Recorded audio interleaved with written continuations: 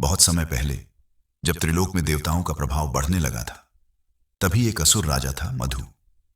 असीम बल, अपार सेना और अजेय होने का घमंड मधु ने देवताओं को खुली चुनौती दे दी। स्वर्ग और पृथ्वी के बीच भयंकर युद्ध हुआ। अंततः जब मधु का अहंकार सीमा लांघ गया, तो भगवान विष्णु स्वयं रणभूमि में प्रकट हुए। दिव्य ऊर्जा से भरे उस प्रहार ने मधु को परास्त कर दिया।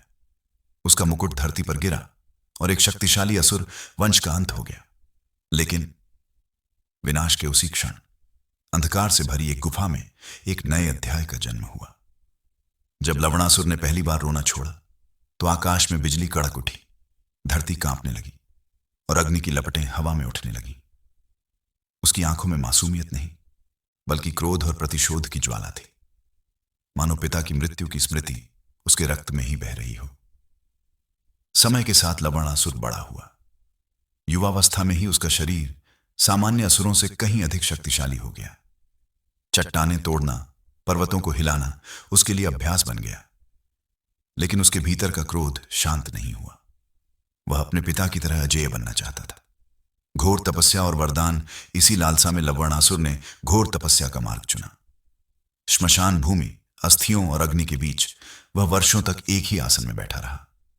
दिन बीते, रातें बीती, ऋतुएं बदलती रहीं, लेकिन लवणासुर अडिग रहा। उसकी तपस्या से धरती हिलने लगी, पर्वत कांप उठे और देवता भयभीत हो गए।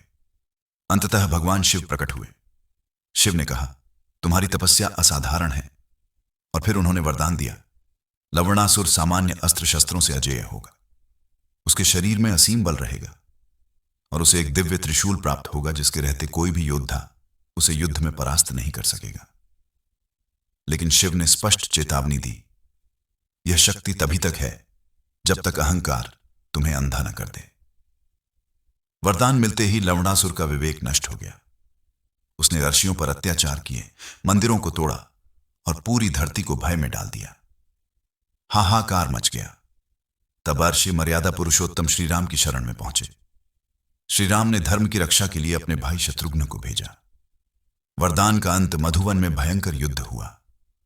लवणासुर अपने वरदान पर घमंड करता रहा। उसे विश्वास था कि जब तक त्रिशूल उसके हाथ में है, मृत्यु उसे छू भी नहीं सकती। लेकिन युद्ध में अति आत्मविश्वास ने उसे असावधान कर दिया। एक क्षण ऐसा आया जब त्रिशूल उसके हाथ से छूट गया और उसी पल उसका वरदान टूट गया। शत्रुघ्न ने तुरंत दिव्य बाण छोड़ा। बाण लगते ही लवणासुर की शक्ति बिखर गई और उसका अंत हो गया। इस प्रकार धर्म की विजय हुई और पृथ्वी पर शांति लौटी। यह कथा हमें सिखाती है, वरदान शक्ति देता है, लेकिन अहंकार उसी शक्ति को विनाश में बदल देता है।